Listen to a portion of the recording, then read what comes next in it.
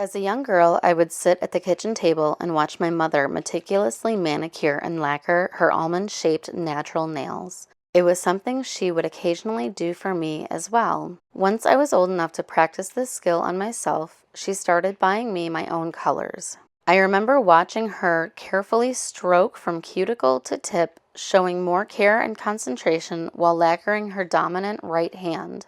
She taught me that if I wanted to be good at doing this myself, it would take lots of practice with my own left hand. Now, as an adult, I sometimes do a better job painting my right hand than I do my left. That is not necessarily true of the new techniques and tools that I use in this newly revived hobby. Last year, I was promoted to cashier from the chicken room at my job. This is technically a lateral move, but it is a relatively high sought-after position at the company. Not only did this mean that I would not come home wet and smelling of chicken grease and cleaning solvents, it meant that I could wear jewelry and nicer clothes to work. I could make my hair pretty because it would not have to be hidden under a bonnet and hat, and I could once again paint my nails. I had amassed a large collection of hollow taco polishes since the company's inception. Even while I worked a position that prohibited anything more than short, naked nails, I would purchase new releases and look forward to the day I could use them. On my first day as a cashier, I sported a fresh, nearly perfect manicure. Within an hour, no less than 3 nails were chipped. As you may have guessed, I am no newbie when it comes to doing a proper manicure. I had dried my natural nails with rubbing alcohol, painted a base layer, 2 coats of color, and a top layer, all properly dried in the lengthy process. Maddening is putting it mildly.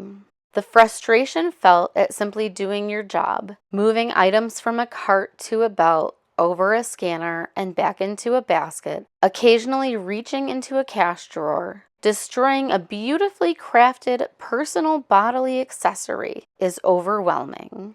Even now, I'm reminded of my mother cursing her small polished chips after grading a stack of tests or homework. She'd swear that she was super careful, but no matter, she'd only go a day or two with perfectly polished nails.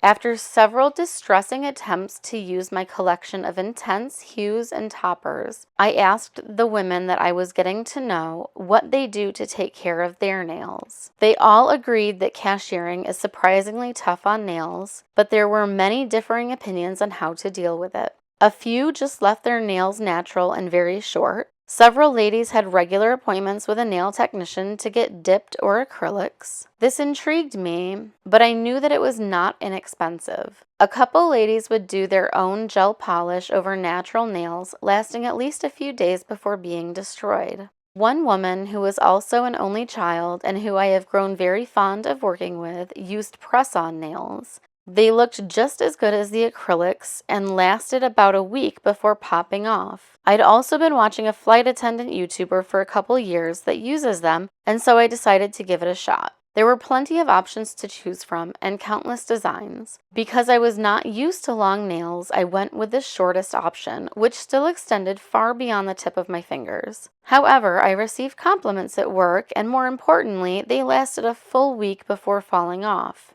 After going through the removal and application process several times, it became a bit too tedious for me. It was also destroying my natural nails to take them off, and after losing a few during work shifts and having to be worried about my naked nails during the rest of the shift, I decided to try something more permanent.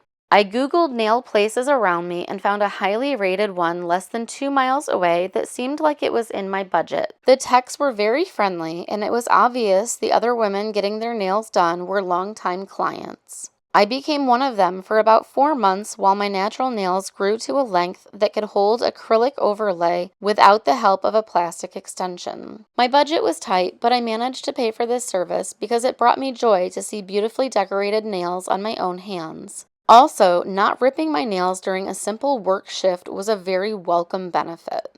The woman who became my nail tech was very brash, even telling me how ungrateful she is and how she would give back gifts because they weren't good enough for her. During what ended up as my last appointment with her, she got mad at me for putting an appointment in her schedule via her sister and business partner. She then told me that the slot I had taken belonged to one of her regulars and her sister should have known better. She then berated me for not being more open with my availability as we tried to find a new appointment time that would work with my 3 jobs. I made an appointment knowing that I would not return. The day of the appointment came, and I never received a call, and they lost out on my money.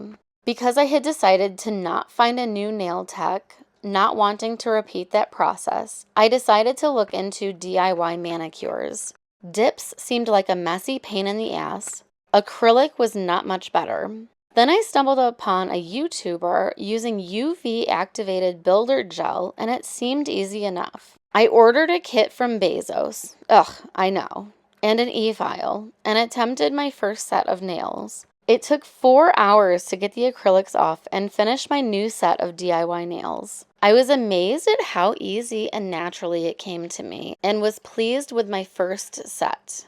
I have since changed my nails every 2 or 3 weeks, getting a little faster each time. It still takes me about 3 hours, but this is creative time that I'm spending taking care of myself. I turn on a podcast or YouTube and focus on filing, filling, painting, and sometimes creating intricate designs on my own nails. It feels really good to receive compliments from people who probably think I spent a lot of money on them. All in all, 2 sessions with my ungrateful nail tech was more expensive than all of the tools and colors I have acquired to do many more manicures on myself. Bonus, I recently learned that I can use my Holo Taco shellac as a layer between gels as long as it dries properly so they are no longer going unused, and I can have even prettier nails. This simple task of decorating my nails has become a favorite hobby and an easy way to take care of Andrea.